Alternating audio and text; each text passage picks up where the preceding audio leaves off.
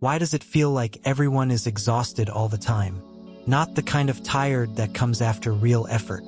Not the kind of tired that sleep fixes. A deeper tiredness. A quiet exhaustion that follows you everywhere. You wake up already drained. You push through the day on autopilot. You come home with nothing left. Not even for the things you love. And the strange part? This isn't rare anymore. It's everywhere. At work, people complain about burnout before lunch. Friends cancel plans because they don't have the energy. Families sit together in silence, all scrolling, all tired, all disconnected. We joke about it.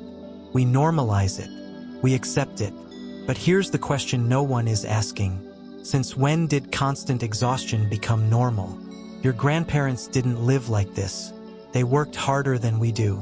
Physical labor, long days, no shortcuts, and yet they still had energy to talk at night, to play with their children, to laugh, to live. So what changed? It's not work.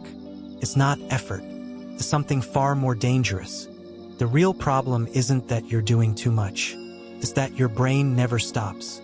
Think about your morning. You wake up, and before your feet touch the floor, your phone is already in your hand.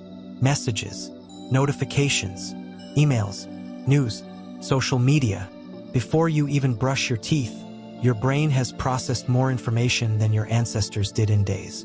And it doesn't stop there. At work, it's Zoom calls, Slack messages, emails, background noise. You're not doing one task, you're doing 10 at once. Multitasking feels productive. But inside your head, something else is happening.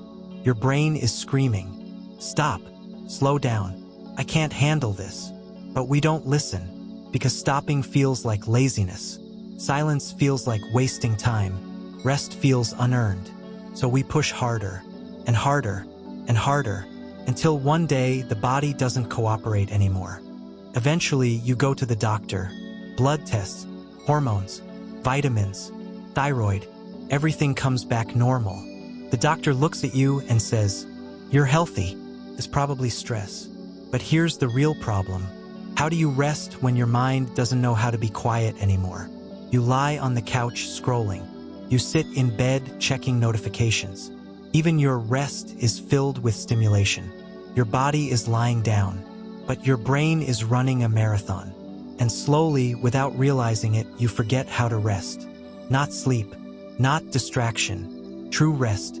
While the modern world is heading toward an energy collapse, while burnout becomes an epidemic, while caffeine and medication become survival tools, there is a culture that understood something essential long before neuroscience caught up.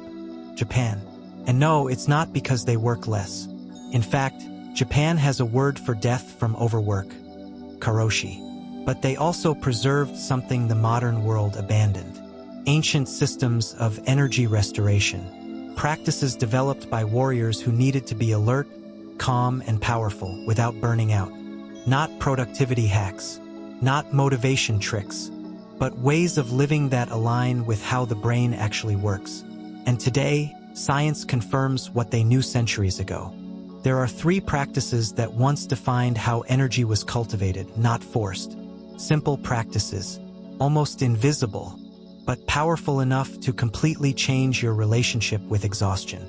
The first is called Seijaku, the art of active stillness. Not meditation, not sleep, but something deeper. Seijaku means giving the brain what it almost never receives anymore. True silence. 10 minutes of deliberate stillness activates the brain's default mode network, its internal repair system, the mental cleaning cycle. The second practice is Shinrin-yoku, forest bathing. Not exercise, not hiking, just being present in nature. Studies show that 2 hours in a forest lower stress hormones, improve immune function, and restore attention destroyed by screens. Nature resets what stimulation overload breaks. The third is Inamuri strategic napping. Short naps, 10 to 20 minutes. Enough to restore alertness, memory, and creativity without falling into deep sleep. A reset button for the brain. 3 practices, 3 ancient solutions, and 1 modern problem they solve perfectly. But before I explain exactly how to apply them, let me tell you a story. because somewhere out there, there is someone exactly like you, and his name was Caleb.